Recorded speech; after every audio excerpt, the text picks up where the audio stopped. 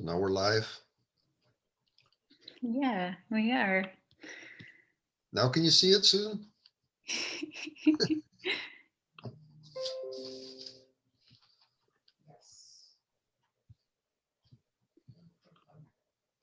Okay. All right, here we are. It's working. It's working. All right. Well, hello and welcome, everyone. Thank you for tuning in today for today's reading of The Red-Tail Tale on the Arizona Trail.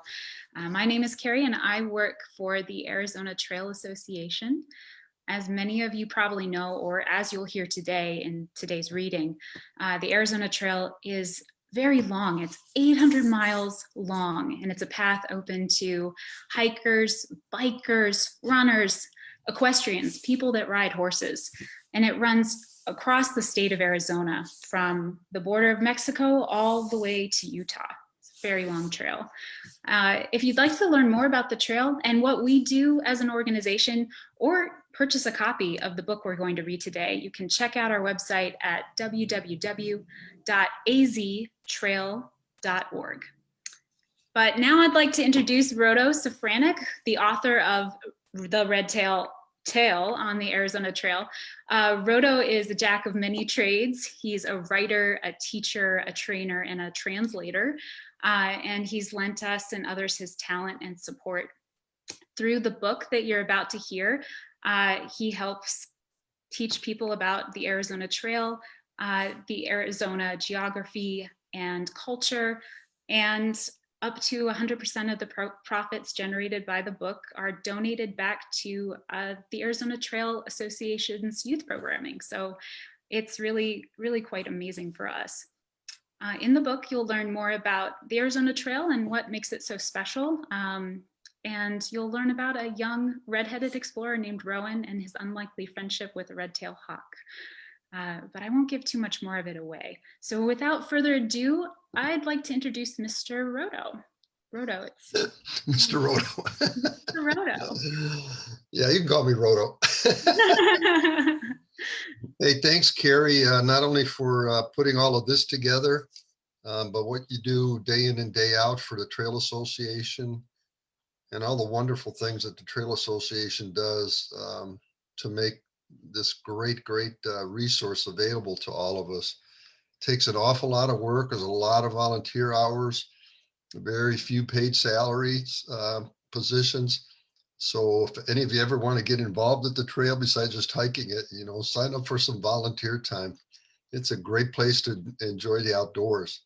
So a few years ago, with my books that I write for young people and those young at heart, I met with the Trail Association, since we've been members for about 20 some years, and said, hey, how can we help? My wife and I help. And they said, God, we'd love to have a book that really starts to introduce young people to the trail.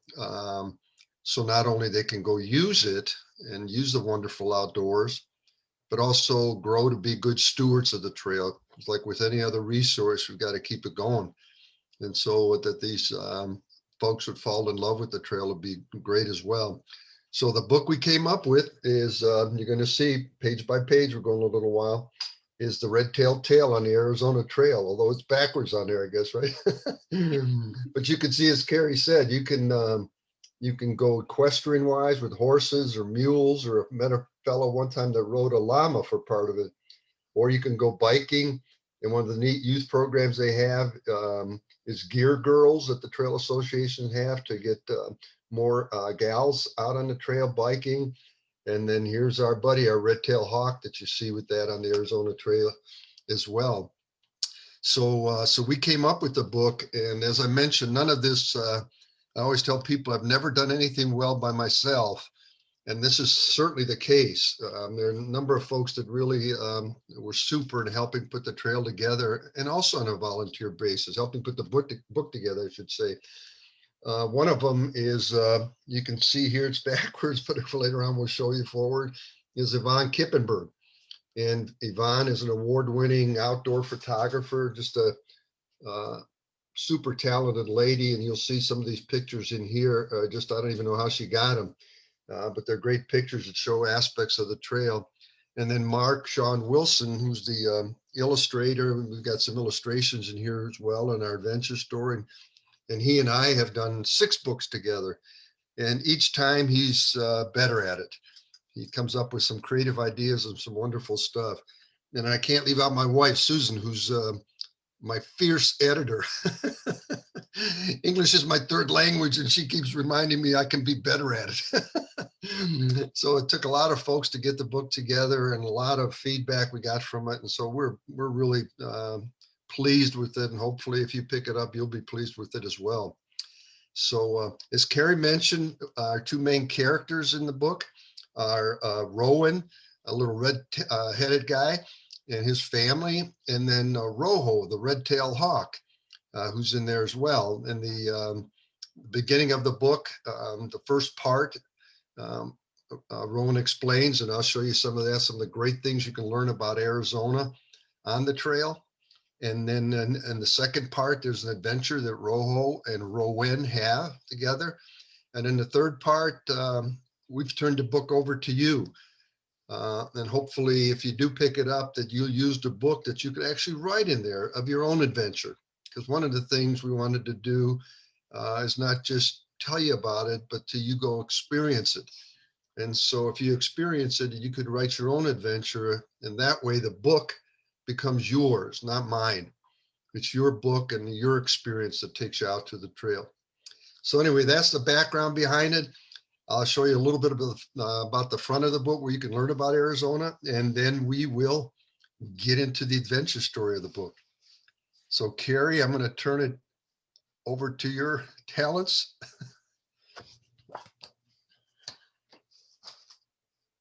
And here we have it. You see the front of the book, and on to the next couple pages then. Now you can read Yvonne's name and Mark's name and not have it backwards. The first couple pages, like with any book, there's some legal stuff there. So you can see when Carrie flips it over. One moment. That's all right. We'll play catch up with you. Yeah. It's a big file, so sometimes it takes a little while to load it over in that. But we've practiced this a few times, Carrie and I, and it really looks cool. So appreciate your patience in trying to make electronics work for us and the visual aspect of it all. Thanks, Rodo. I don't want to hold us up. Hopefully our computer will catch up with you soon. Okay. Well, as we get into the book, Rowan introduces himself, and then we've got a neat picture of the trail, the length of the trail. Like Carrie says, it's a big one. There's 11 national scenic trails, only 11 of them in the United States. In all of 50 states, there's only 11 national designated scenic trails. And this is one of them. And as Carrie mentioned, this is the only one where you can do more than hike. You can ride a bike, or you can ride a horse or mule or that. So what an incredible resource we have over here. And I'm not just talking to Arizonans, because I know there's some folks that are tuning in from Germany and even my old homeland of Montenegro today. So anybody that comes here, and Rowan welcomes you all in lots of different languages. And then he starts to show you some of the diversity, incredible diversity that we have on the trail. A lot of people, when they think about Arizona, like I did 40 some years ago, it's got to be all cacti and desert. Well, it's far from it. Arizona has one of the most incredible diverse aspects to it, both in geology and in animals and plants and people. So what we decided with the book, and Rowan talks to you about it in that first part, we actually took an acronym, and our acronym was GAP, G-A-P-P. I bet you know what an acronym is. If you don't know what an acronym is, one of my favorites always when I was a kid was scuba. And people go scuba diving. Well, I found out that it was an acronym, SCUBA. It means self-contained underwater breathing apparatus. But somebody said, man, that's a lot to say. So why don't we just use the beginnings, the initials of it, and we'll call it SCUBA. And so that's what we did. So we took GAP. And we said G needs to be the first one, because most everything begins with the earth, our Mother Earth itself, the geology. And so Rowan shows you some of the incredible diversity of the geology that we have in Arizona. We've got one of the deepest holes in the world that goes into the earth and shows you 20 or 2 billion years of the history of the earth, called the Grand Canyon. We also have incredible mountains that take you to the top of the earth. So all those different aspects of geology, which really start the formation of the state of Arizona and part of our world, and our understanding of what all that geologic aspect diversity is for the state.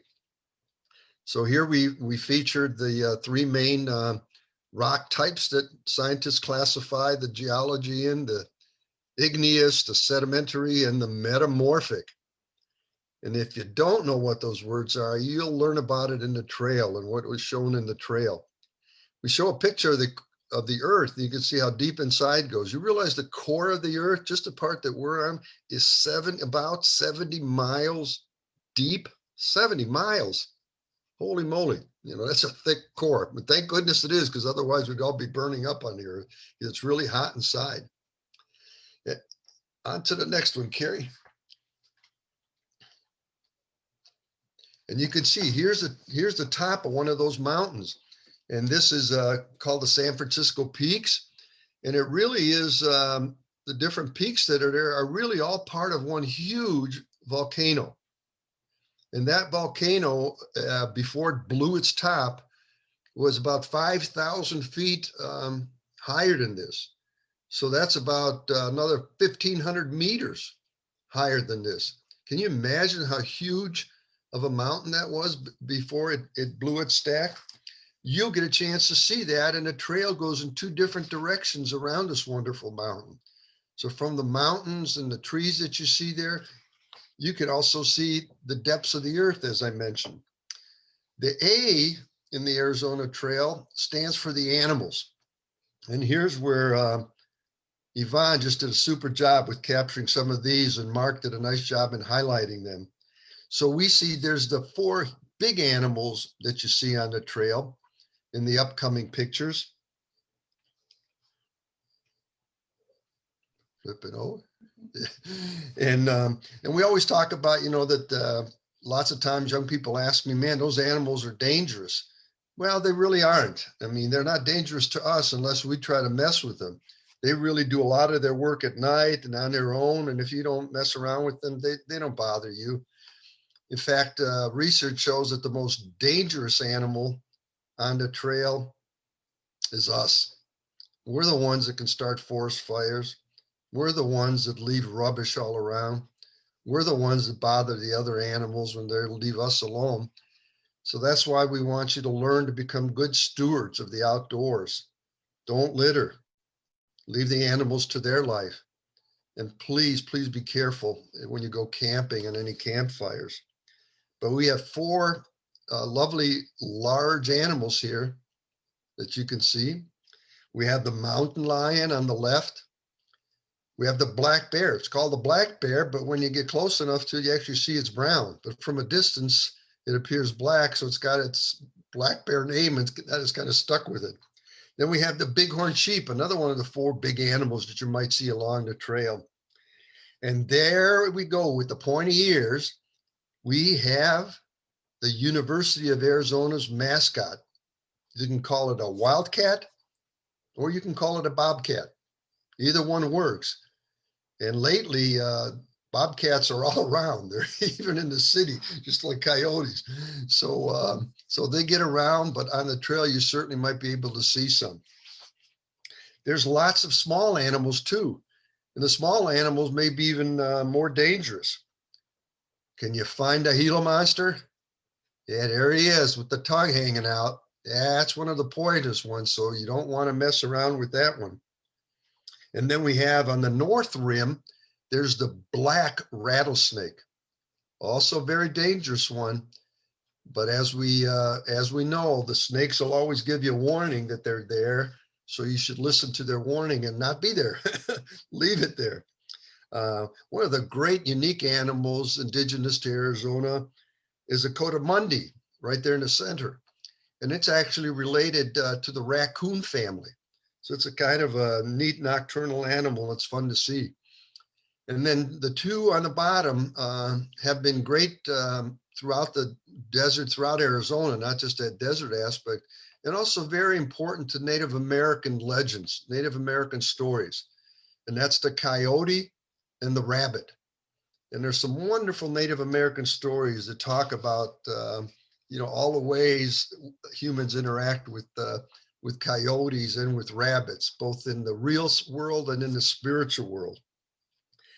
And then we have a fun list of animals that hardly anybody thinks about would be around in Arizona. We've got turtles. We've got tortoises. We've got toads. And you know the difference between some of those? Think about them. If you don't, you'll get a chance to learn about them in the trail book. And then we got this guy with his butt sticking up and his head in the water. There's a great German songs to that. It's a fun one. So we thought that was just a fun picture to put in there. And then one of the neatest things that Arizona has from a long history are the wild horses. Millions of years ago, horses were present in Arizona, but they became extinct. But then when the Spanish came from Spain into the United States, or what became the United States into the Americas, they brought with them the horses, because the horses originated in the Middle East. And they brought with them horses and mules for work. Well, like all animals, they get away sometimes, and a lot of them did, and now they exist in the wild.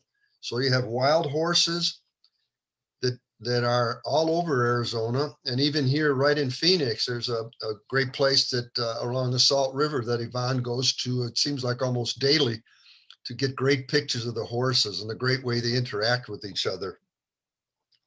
And then we also have the mules, or the burros, as they were called in Spanish. You can see some of the mules there. We have a lot of wild mules in Arizona as well. And as well as lots of them that still work for people. They really were the working animal that the Spaniards brought. And then, of course, if we look beyond what's in the water or on the ground, if we look up in the air, we see a whole nother set of animals, flying animals. One of them is the road runner.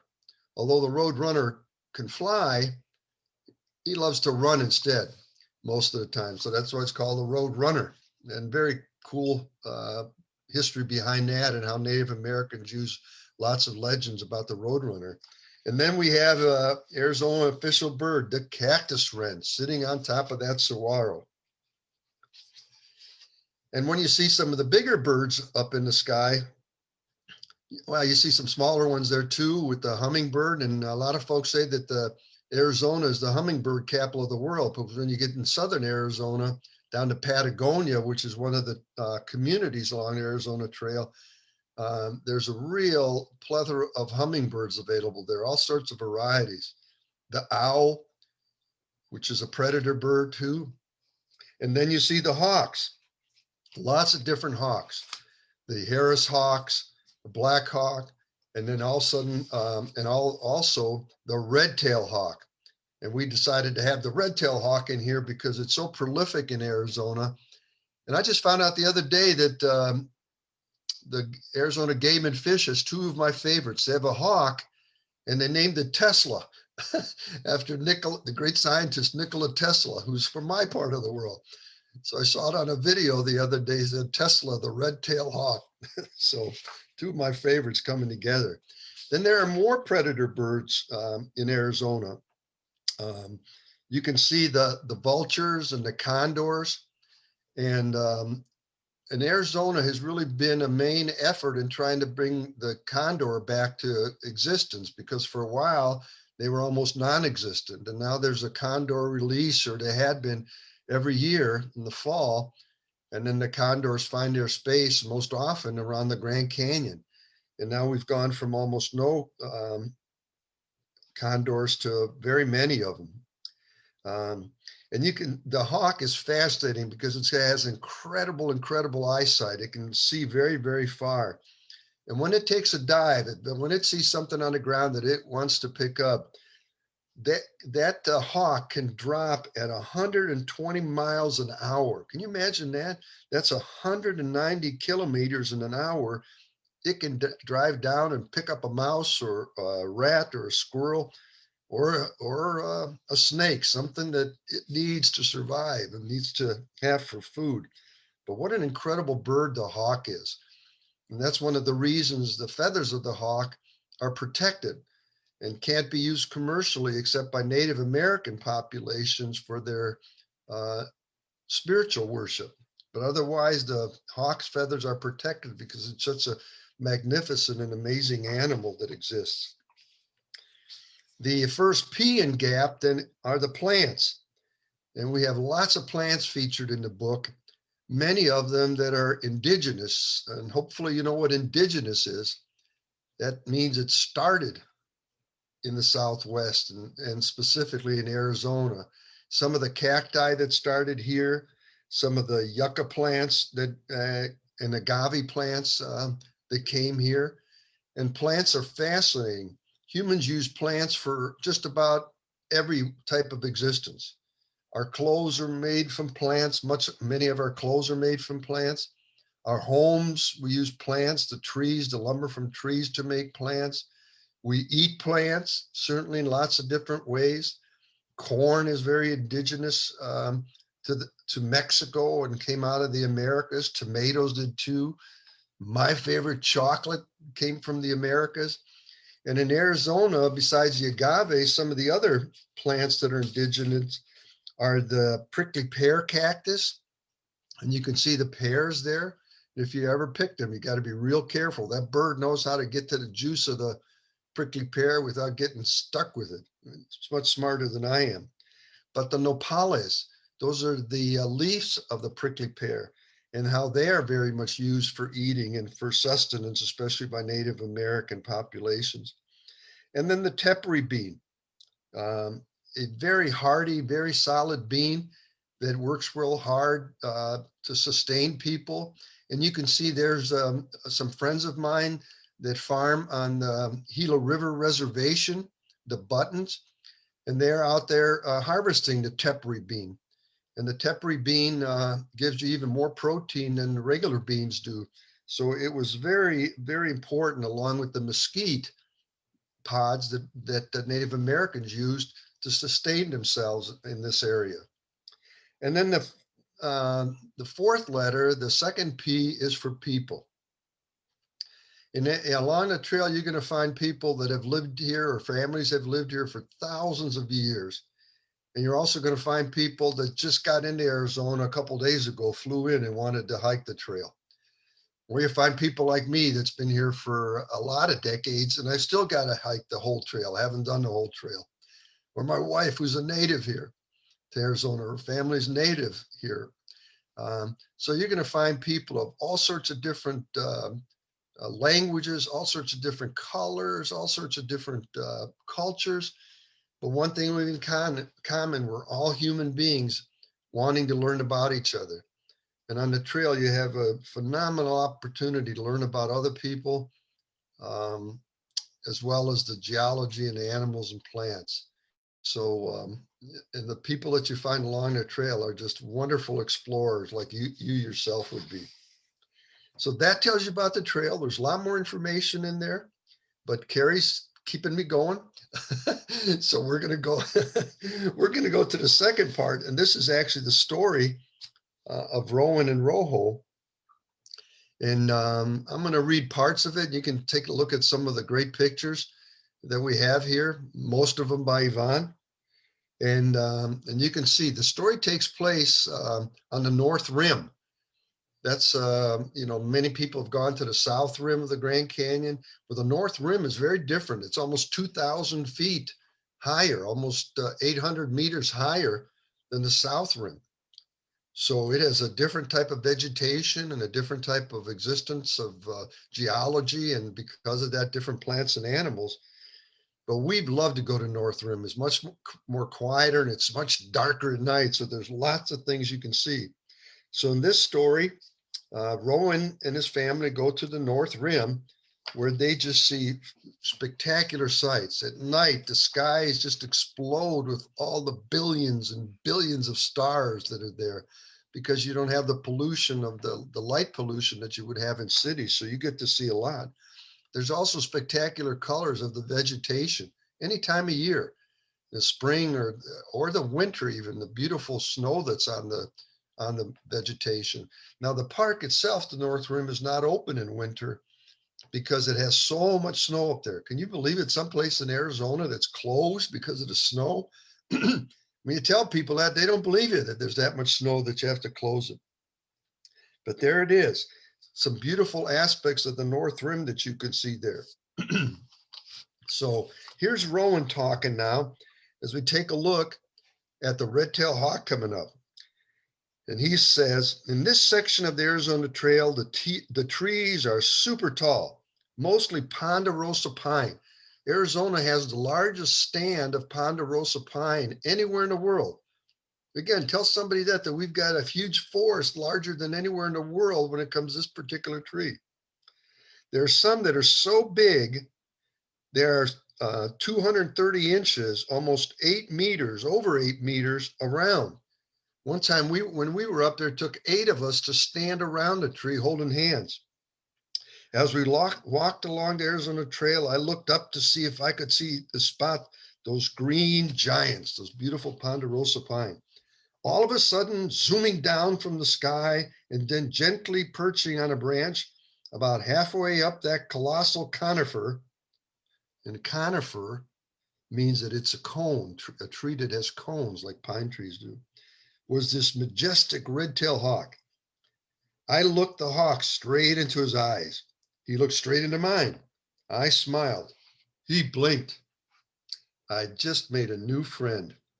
I named my red-tailed friend Rojo. The J is pronounced as an H in Spanish because rojo is a Spanish word for red. Get it? Rowan the redhead and Rojo the red tail. We got both ends covered, right? I yelled to my family, look, a red-tailed hawk, and it just winked at me. My dad turned to look up there where I pointed and said, what hawk? I looked up and sure enough, Rojo was not there anymore. As we walked a little further, from the corner of my eye, I could see Rojo diving down, then nesting on another pine. There's Rojo again, I yelled. My sister looked to where I pointed. Then she turned quickly to me and said, you're the only bird brain around here. Quit teasing us. Was I dreaming, imagining, or just wishing for a fantastic flying friend? Or was Rojo playing games with me? Again, we walked a little further, and again, Rojo came sweeping down. This time I didn't say anything. I just smiled at Rojo and ran ahead of my family a few trees. Don't go too far ahead, Rowan, my mother yelled. You know our #1 hiking rule. We want to make sure you see us and we see you. When the forest is thick like this, it's easy to get lost. Then my dad added, plus, it's not too long before the sun goes down. You know how dark it will get here. Oh, I see you all fine. I also see a lot of other things that you don't, I yelled back. Like your imaginary eagle, my sister laughed. It's not an eagle. It's a red-tailed hawk, I corrected her. And he's real, not imaginary. Now I was mad and ran up ahead even further. I was going to play hide and scare him with my family. Have you ever played that? I thought I'd hide behind a tree and jump out when they walk by. I'll show them a redhead swooping down. Some ponderosa pines have those big trunks. Like I said, that it would take 8 people to stand around it. So it was pretty easy for a kid like me to hide behind that tree. Rowan, where are you? Came the call from my dad. Just a few more feet and you'll see me, I whispered in wild anticipation. Rowan, you're breaking rule #1, yelled Mom. Get up here where we can see each other. Just a few more seconds, I thought. But as I came around to the back of that monster tree, I heard the noise that nobody wants to hear. It sounds more like hissing than a rattle, but a hissing snake doesn't sound as good as a rattlesnake. Tss, came the sound again from a bush near the tree. My folks always told me, you don't find snakes, they find you. And when they do, get away. Then came the third. Tss. 3 warnings were all I needed. I slowly walked backwards, away from the hissing sound, hoping it was just a warning, not an attack. As I backed up, I heard another kind of screeching and screaming sound. Rah! Rah! Like someone yelling at me. Guess who I saw swooping down? That's right. It was Rojo. Without even slowing down, he dove towards the snake, picked it up with his powerful talons, and rocketed up and away with it. That was some big snake, but Rojo soared away with it, no problem. I yelled at him, Rojo, you are very real and a really good friend. Thanks, buddy. I wish my family could have seen how Rojo helped me. Then they would see Rojo was not imaginary. I thought this was the time to get out of there and back to my family. So that's exactly what I did. I got away. I ran fast as my young legs could move. Kind of funny what being scared can make you do. When I got to a clearing, I thankfully announced, well, here I am. And wow, do I have a story to tell you. The only problem was there was no one there to tell a story to. Uh-oh. Should we stop, Carrie, or keep going? I think we should stop.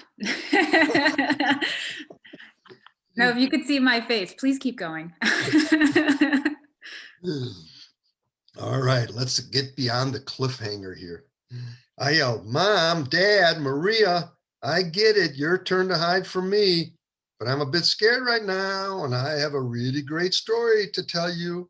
You can come out. But nothing happened. No one talked or yelled back to me. Are they playing with me now, or am I lost? How far did I run? In what direction did I run? Oh, my mom's words, when the forest is thick like this, it's easy to get lost, echoed in my head. I stopped being a little scared and got very scared. I tried to remember the things our folks taught us if we ever get lost. Don't freak out. Relax and think. Don't move. You could get even further away from help and very, very tired. Make noise. Bring a whistle on your long hikes. So I found a big boulder to sit on, took a few deep breaths to relax, and thought of what noise I could make. I was really hoping this would work. Since I didn't remember to bring a whistle either, I thought I would start screeching like Rojo. So I did.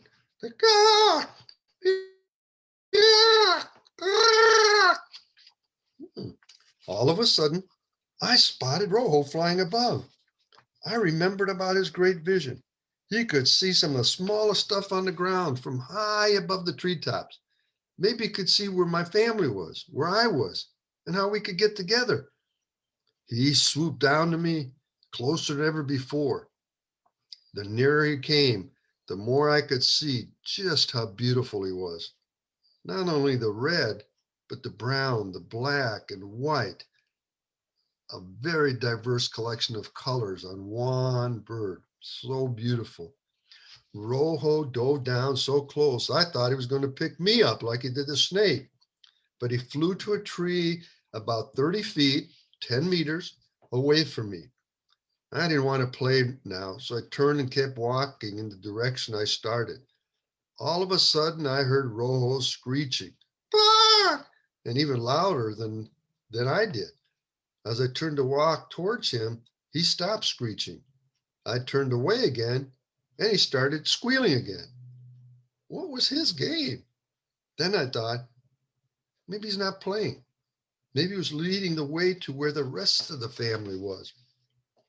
I started walking closer to him. As I got closer, he flew away, but only as far as I could see him. This time I ran toward him. Once again, he took off, and once again I followed. A few more times, and I thought, I can't believe I was separated so far from my family. I hope Rojo is really leading me. It was a couple of more times of me chasing Rojo when we got to a larger clearing. When I stopped to catch my breath, I heard, "Rowan, where the heck are you? Quit hiding now." I ran toward the voice, and there was Maria. My mom and dad were not far behind her. I ran into Maria's arms, and we hugged like never before. My mom and dad soon joined us in this big group hug. After she hugged me, my mom said angrily, "That was not a fun game. You really scared us. What happened to you?" "You're never going to believe this," I shouted with joy. And guess what? They didn't. Oh, well, I know what happened, but I'm not going to hide again to prove it. I don't need to. Rojo is real, and we had a real adventure. Maybe I will see Rojo on our next visit to the trail, or maybe I will see him some other journey. Then again, maybe I will never see him again. But I know I saw him on this trip.